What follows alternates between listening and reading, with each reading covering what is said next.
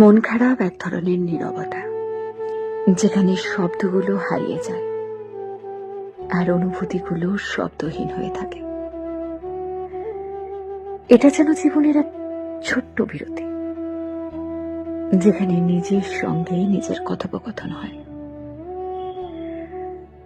হয়তো আজ কষ্ট হচ্ছে, কিন্তু এই কষ্টই তোমাকে আরো পরিপূর্ণ করবে।